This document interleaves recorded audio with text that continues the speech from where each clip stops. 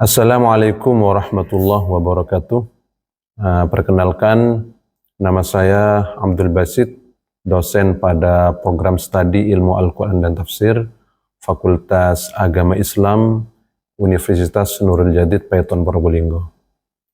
Nah, saat ini saya mengampu mata kuliah Sejarah Al-Quran, dan dalam kesempatan ini saya akan menyampaikan praktek pembelajaran sebagai bagian dari upaya peningkatan kualitas pendidikan yang berpusat pada mahasiswa. Di program studi Ilmu Al-Quran dan Tafsir Fakultas Agama Islam Nurul Jadid ini, pada setiap tahunnya setidaknya saya mengampu 2 mata kuliah, yaitu mata kuliah gramatikal dan sintaksis Al-Quran dengan mata kuliah Sejarah Al-Quran. Nah, pada praktek kali ini saya akan mengambil mata kuliah Sejarah Al-Quran, di mana mata kuliah Sejarah Al-Quran ini merupakan mata kuliah yang mengkaji histori atau sejarah Al-Quran dari awal turunnya hingga menjadi sebuah pedoman bagi umat manusia. Objek kajian ilmu ini terbagi menjadi 2, yaitu sejarah pewahyuan dan sejarah penulisan Al-Quran ke dalam bentuk mushaf hingga tersebar ke seluruh penjuru dunia, termasuk Al-Quran mushaf standar, baik standar Timur Tengah maupun standar Indonesia.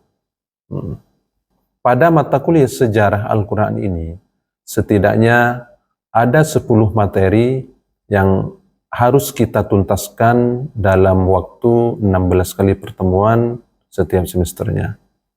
Nah, materi pertama yaitu tentang bagaimana asal-usul pewahyuan Al-Quran. Materi kedua, sejarah Al-Quran dari masa ke masa. Materi ketiga, tentang Mushaf Pra-Utsmani. Materi keempat, tentang Rosem dan Mushaf Utsmani. Materi kelima, tentang proses pemberian syakal Al-Quran. Materi keenam, tentang kaligrafi huruf Al-Quran. Materi ketujuh, tentang qiraat Al-Quran dan perkembangannya. Materi ke-8 tentang Mushaf Al-Quran Standar Timur Tengah, materi ke-9 tentang Mushaf Al-Quran Standar Indonesia, dan materi ke-10 yaitu tentang pencetakan Al-Quran. Teknik pembelajaran yang kami gunakan dalam mata kuliah Sejarah Al-Quran ini setidaknya ada 3 teknik, yaitu pertama teknik delivery, yang kedua teknik interaction, dan yang ketiga teknik assessment. Pada teknik pertama, sebelum materi dimulai, kami mempersilahkan kepada mahasiswa dengan bertanya tentang materi-materi yang sudah disampaikan pada pertemuan sebelumnya. Mahasiswa dipersilahkan untuk mereview kembali apa yang sudah ditangkap, apa yang sudah difahami pada pertemuan sebelumnya. Sedangkan teknik yang kedua, yaitu interaction, kami mempersilahkan kepada mahasiswa untuk melakukan diskusi dengan dosen, diskusi antar sesama mahasiswa tentang materi-materi yang sedang dibahas. Sedangkan teknik yang ketiga, teknik assessment, biasa kami lakukan, biasa kami berikan tugas kepada mahasiswa setiap akhir pertemuan. Sebelum pertemuan ditutup, kami memberi tugas, bisa tugas yang kemudian di-upload melalui e-learning. Oke.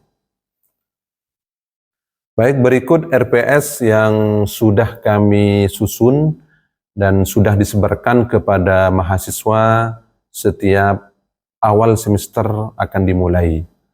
Nah, pada RPS ini tertera mata kuliah Sejarah Al-Quran, nah, dengan bobot 2 SKS dan diajarkan pada semester 2. Nah, setidaknya ada beberapa CPL yang dibebankan kepada mata kuliah ini oleh prodi, yaitu ada CPL pengetahuan, ada CPL keterampilan umum, ada CPL keterampilan khusus, dan ada CPL sikap. Nah, pada perkuliahan ini, pada mata kuliah sejarah Al-Quran ini, ada 6 CPL yang dibebankan oleh prodi kepada mata kuliah ini. Yang pertama, P1 menguasai dasar-dasar ilmu Al-Quran dan tafsir yang dapat menunjang terhadap proses penafsiran Al-Quran.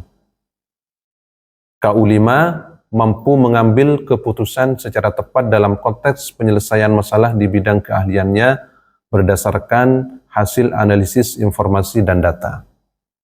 Yang ketiga, KU11 yaitu mengimplementasikan nilai-nilai teologi dan panca kesadaran pesantren Nurul Jadid dan nilai-nilai ke-NU-an dalam proses pembelajaran. Yang keempat, KK1 mampu menerapkan teori dasar ilmu Al-Quran dan tafsir. Dan yang kelima, S1, sikap 1, bertakwa kepada Tuhan Yang Maha Esa dan mampu menunjukkan sikap religius. Yang keenam, S12, memiliki komitmen untuk menjunjung tinggi akhlak dan sikap wasatiyah sesuai profesi. Yang terakhir, S13, menginternalisasikan nilai-nilai teologi dan panca kesadaran pesantren Nurul Jadid dan nilai-nilai ke-NU-an sebagai sesuai etika profesi. Dari 6 CPL ini, kemudian kami membuat CPMK yang kemudian kami narasikan menjadi harapannya nanti mahasiswa bisa menguasai isi sejarah Al-Quran dan bersikap moderat dalam membaca sejarah Al-Quran berdasarkan literatur ilmu-ilmu Al-Quran. Nah, dari CPMK ini kami turunkan setidaknya ada 10 sub CPMK. Pertama, mengetahui asal-usul pewahyuan Al-Quran. Yang kedua, menjelaskan Al-Quran dari masa ke masa. Yang ketiga, mengklasifikasi mushaf Al-Quran Utsmani. Yang keempat, memahami Rasm dan mushaf Utsmani.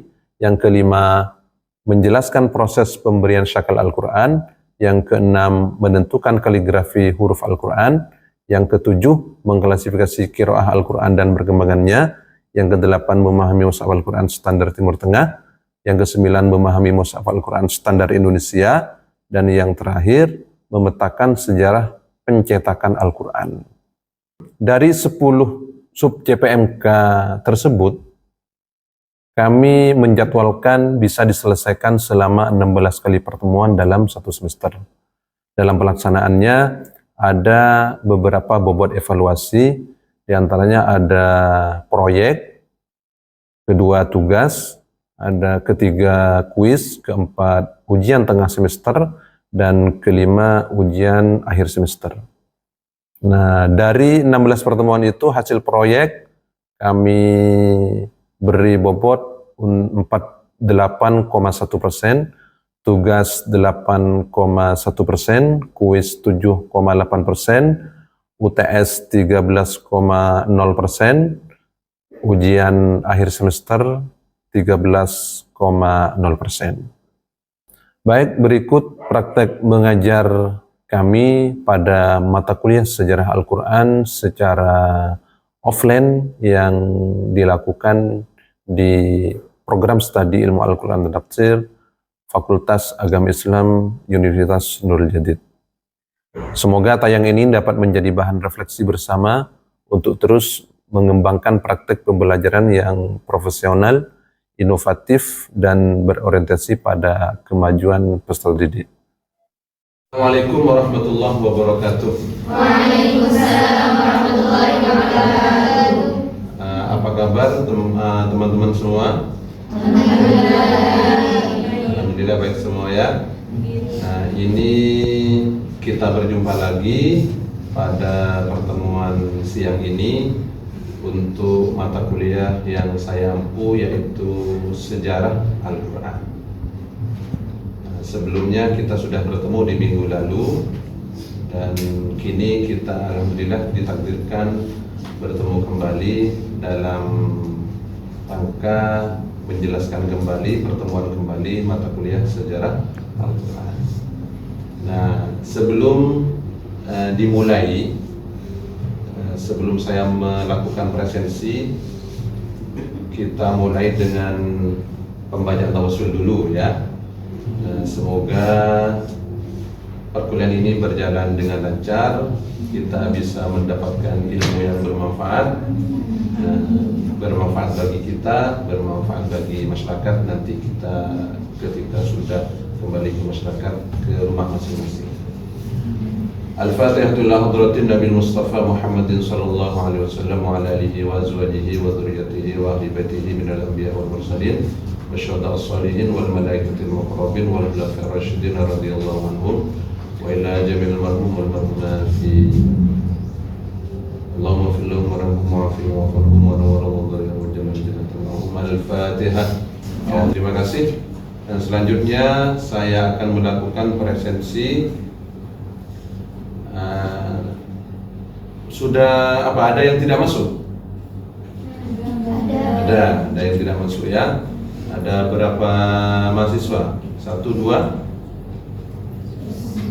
5 Pak. Ada berapa? 5. Ada 5, oke.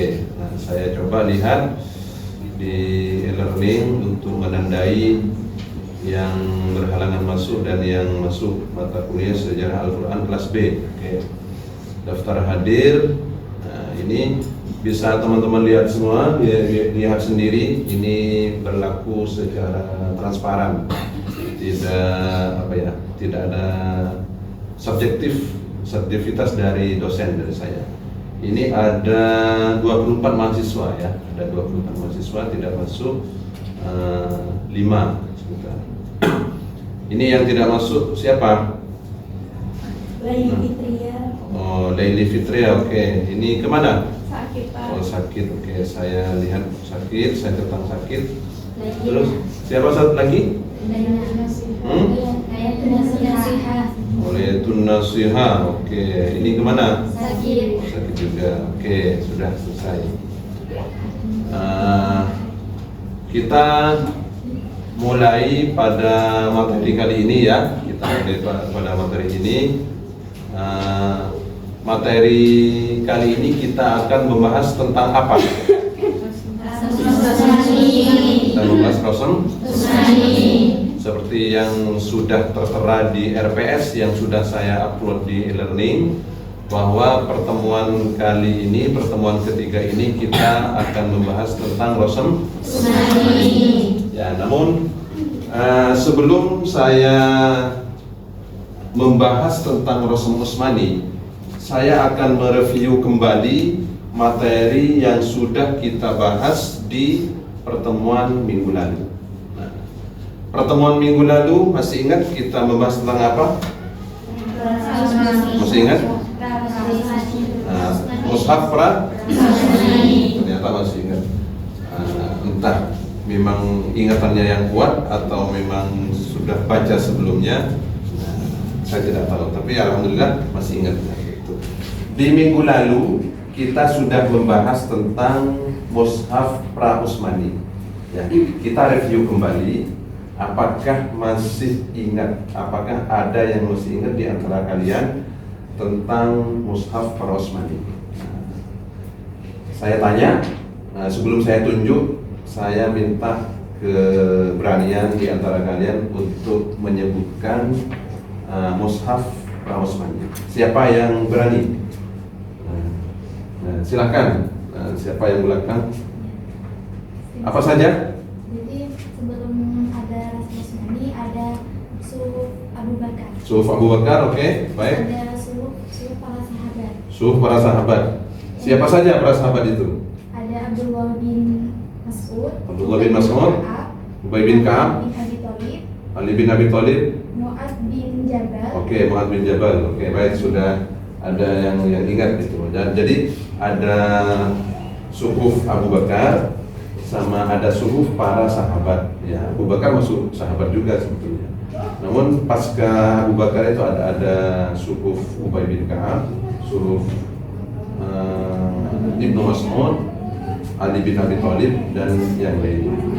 Ya, itu diantaranya. Ya, selain yang disebutkan oleh temannya tadi, kita pindah kepada ciri-ciri Mushaf Pra-Utsmani. Ada yang masih ingat apa saja ciri-ciri mushaf Usmani? Bisa ngajukan tangan? Oh ya, ini yang sebelah sini.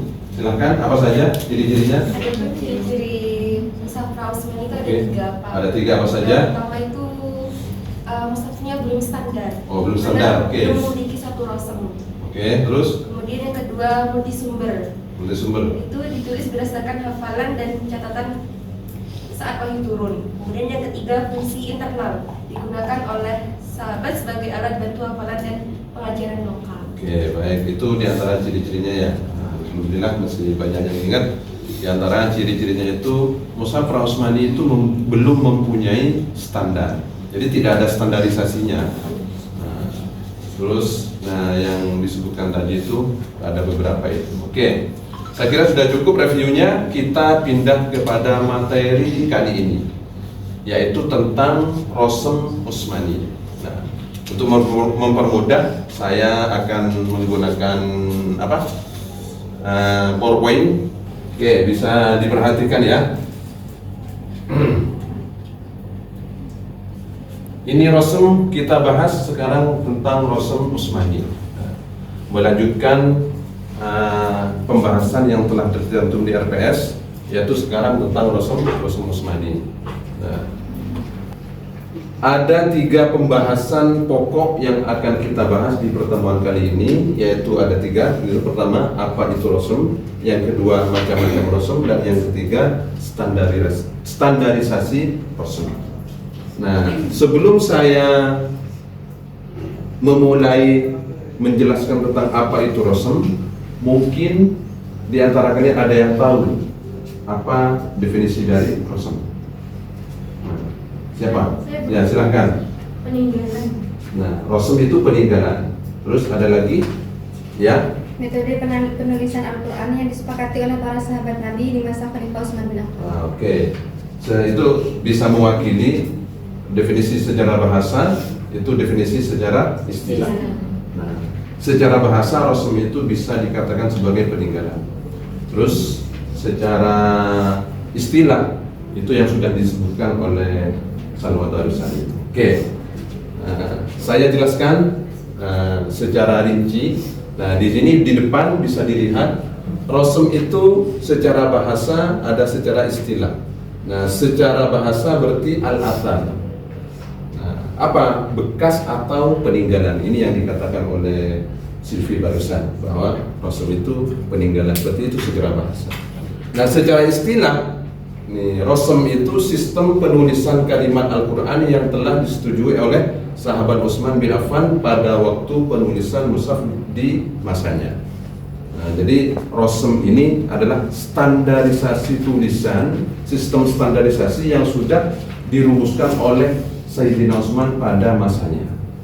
Jadi yang sebelumnya tidak ada standarisasinya, pada masa Utsman itu distandarisasi. Nah, itu Rosem. Nah, terus Rosem itu yang mana? Rosem itu apa? Nah, seperti itu. Yang Rosem yang distandarisasi Sayyidina Utsman itu apa? Nah, ini ada substansi Rosem, bahwa Rosem itu adalah batang tubuh tulisan. Batang tubuh tulisan. Andaikan pohon itu pohon yang besar itu, bukan yang ranting dan daunnya. Nah, itu batang tulisan Al-Quran. Kalau dalam bahasa Arabnya itu adalah jismul harf.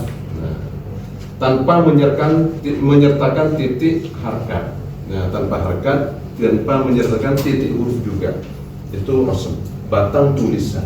Nah, terus selain itu, Rosem itu bukan kaligrafi yang kita kenal itu, tapi Rosem itu adalah batang tulisannya. Pembahasan yang kedua itu macam-macam Rosem. Nah, macam-macam Rosem ini ada 3 di sini, 1, 2, 3. Ada Rosem imla'i, ada Rosem arudi, ada Rosem Usmani. Nah, Rosem imla'i ini adalah Rosem yang berdasarkan kaidah nahwu, berdasarkan kaidah-kaidah yang sudah dirumuskan oleh para ulama. Ya, seperti apa? Kalau harkat fathah panjang berarti ada alif sebelumnya. Kalau dhamma mau panjang berarti ada waw sukun. Kalau kasroh mau panjang berarti ada Iya, sukun. Nah, seperti itu. Itu yang imla'i itu. Kalau arudi itu rosem yang berdasarkan syair. Seperti ya kalau kita ingat di pondok dulu itu ada ilmu arud. Nah, ilmu arud itu arudi, itu rosem arudi. Jadi berdasarkan rumus arud yang syair itu. Ya, ada fu'ulun, fa'ilun itu. Ilmu arud. Terus yang ketiga rosem Utsmani. Nah, rosem Utsmani ini rosem yang menjadi pembahasan kita sekarang. Rosem yang distandarisasi oleh Sayyidina Utsman. Nah, sejarah standarisasi rosem ini sebenarnya bisa kita petakan pada 4 masa. Masa Nabi, masa Khalifah Rasyidin, masa Umayyah, sama masa Abbasiyah. Seperti apa masa Nabi? Nah, ini pada masa Nabi rosem itu disalin tanpa titik dan harkat dengan media tulis sederhana. Disalin tanpa titik, dibacakan oleh Rasulullah, disalin oleh para sahabat tanpa titik dan tanpa harkat dengan media sederhana di berbagai media, kulit unta, tulang unta, pelepah kurma. Nah, terus yang kedua, jenis kaligrafi yang dipakai adalah khat kufi. Khat kufi yang lurus itu ya, lurus ya. Terus yang ketiga, belum menggunakan tanda baca, tidak ada titik, tidak ada harkat. Yang keempat, lebih mementingkan aspek hafalan. Nah, al-hifdzu fis sudur. Karena hafalan di masa sahabat, di masa Nabi itu bertumpu pada hafalan. Itu pada masa Nabi. Selanjutnya pada masa Abu Bakar sama, disanjung tanpa tanda titik dan harkat. Yang kedua, pemberontakan muslimah pada tahun 13 Hijriah. Nah, yang ketiga, dibentuk tim kodifikasi atas usul Umar. Pada masa Abu Bakar itu sudah Al-Quran sudah mau dibukukan, sudah mau dikodifikasi atas usul Sayyidina Umar. Namun pada awalnya memang tidak mau Sayyidina Abu Bakar itu, tapi pada akhirnya dengan desakan Sayyidina Umar dan para sahabat di sekitarnya, akhirnya Abu Bakar itu mau dan dikodifikasilah Al-Quran dengan rosem tanpa titik dan tanpa harkat seperti pada masa Nabi. Terus yang ketiga, masa Utsman bin Affan. Nah, ini pada masa Utsman ini yang mengalami perubahan mencolok antara masa Nabi, masa Abu Bakar sama masa Utsman ini. Pada masa Sayyidina Utsman disalin ulang dan dikumpulkan menjadi satu mushaf, disimpan dan digandakan untuk menertibkan pertikaian qiraah. Jadi modus atau latar belakang yang membuat Sayyidina Utsman itu mengumpulkan adalah ada pertikaian qiraah di antara para sahabat, di antara para tabi'in yang tersebar di berbagai wilayah Islam. Nah, ini perluasan Islam ke Armenia dan Azerbaijan pada tahun 28 Hijriah. Ini pertikaian ada di sini. Terus yang ketiga, dibentuk tim kodifikasi atas usul Hafizah Ibnul Yaman ini. Nah, terus diketuai oleh Zaid bin Thabit, hasilnya berupa salinan mushaf Utsmani yang disebar ke banyak tempat pada akhirnya itu. Ini Sayyidina Utsman berkuasa selama 12 tahun. Nah, terus pada masa Umayyah itu disalin ulang dengan menambahkan titik dan harkat. Nah, terus terjadi di Basrah di wilayah Gubernur Ziyad bin Ziyad pada tahun 45 sampai 53. Jadi masanya Sayyidina Utsman itu belum ada tanda titik, belum ada harkat, baru ada pada masa Umayyah. Ya, baru ada tanda titik dan harkat. Nah, terus selanjutnya masa Abbasiyah, nah disalin ulang dengan menambahkan titik harkat dan titik huruf. Kalau ini perbedaannya, kalau pada masa Umayyah itu harkat itu berupa titik, harkat itu berupa titik. Jadi titik yang di masa Umayyah itu adalah harkat. Nah, kalau masanya Abbasiyah, harkat itu tidak berupa titik, harkatnya sudah berupa kalau fathah garis di atas, miring di atas, kalau kasrah garis miring di bawah, terus kalau dhammah seperti waw di atas. Nah, terus titik itu menjadi tanda huruf, pertanda huruf. Titik tetap ada di masa Abbasiyah itu, hanya saja titik tidak berupa huruf, titik tidak menjadi harkat, tapi menjadi penanda antara huruf yang antara satu dengan yang lain, seperti non sama ta. Kalau non satu di atasnya, kalau ta dua di atasnya, seperti itu. Oke, lanjut. Nah, sudah ya. Oke, pada masa Sayyidina sampai masa Abbasiyah. Oke, saya kira sudah jelas ya. Semoga apa yang sudah saya jelaskan tadi itu bisa kalian tangkap, terus bisa kalian cerna, sehingga bisa ada timbal balik, bisa difahami, ada diskusi. Nah, sebelum saya akhiri, mungkin ada yang mau dipertanyakan, ada yang mau didiskusikan tentang apa yang sudah saya jelaskan barusan. Silahkan bisa ngacurkan tangan. Tanya Pak, Ya, silahkan. tentang Ini Nawal. perkembangan Rasul Utsman ini tadi kan sudah dijelaskan bahwa ada masa Nabi dan juga sahabat. Nah itu tadi setelah masa Nabi itu langsung masa Abu Bakar, setelah itu masa Utsman. Tidak dijelaskan masa Umar, Sayyidina Umar. Apakah itu memang tetap sebagaimana masa Abu Bakar atau ada perkembangan yang berbeda? Oke, baik. Itu ada pertanyaan ya. Ada pertanyaan.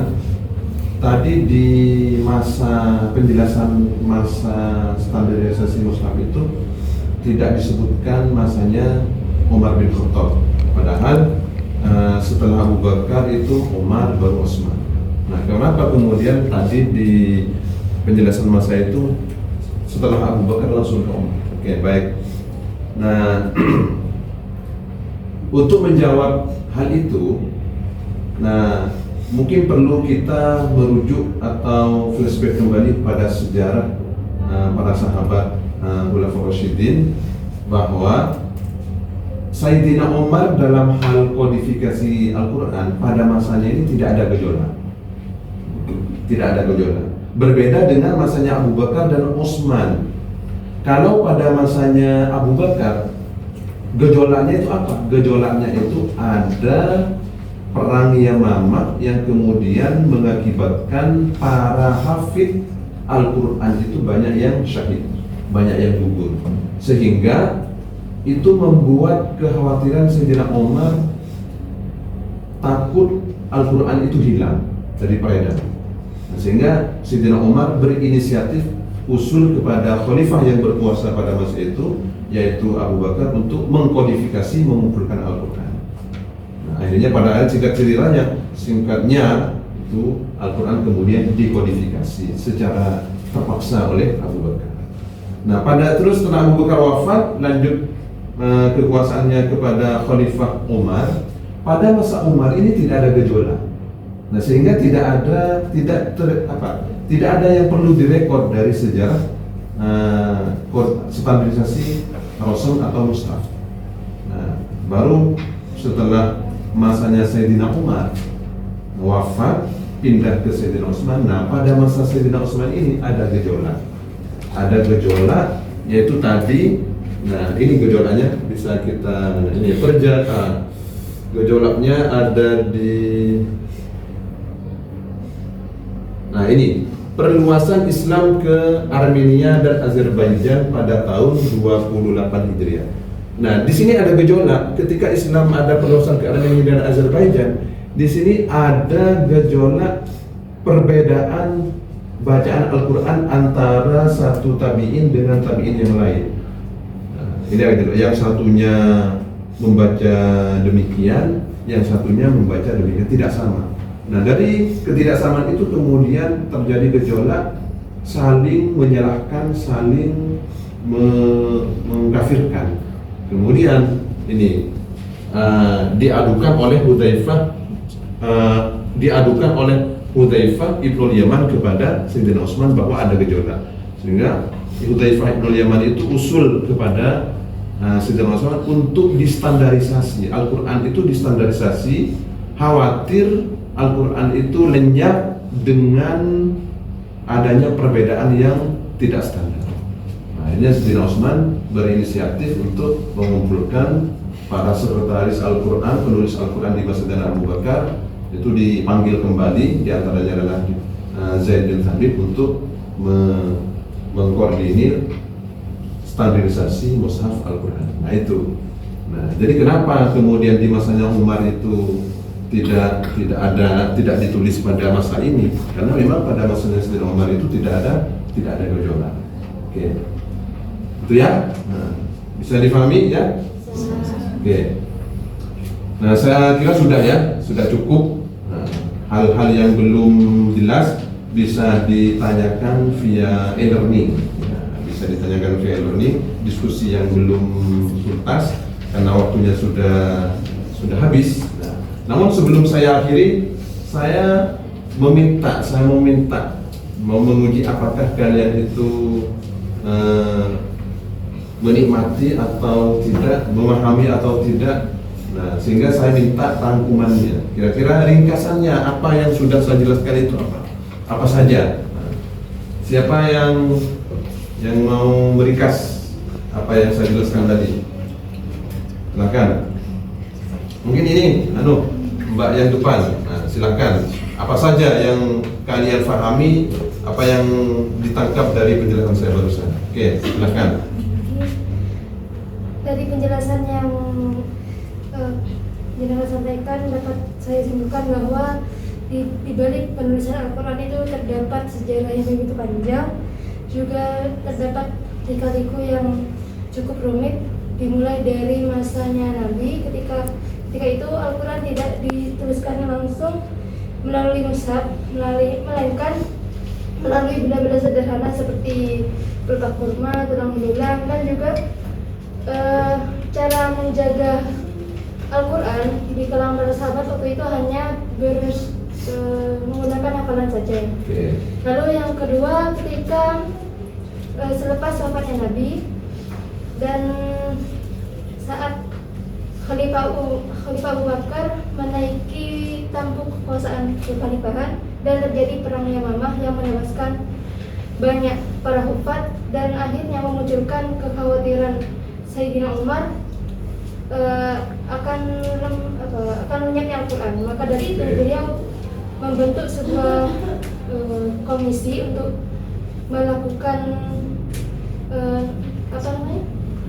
kodifikasi Al-Quran, dan itu diketuai oleh Zaid bin Thabit. Oke, baik. Biar tidak habis disimpulkan oleh satu orang, nah mungkin yang lain bisa dilanjutkan. Seperti mungkin masa siapa saja standarisasi mushaf Al-Rasul Utsmani, ya kan? Mungkin banyak yang ini. Udah masa siapa saja? Sejarah Rasul itu ada pada sejarah masa Nabi. Masa Nabi 1, 2.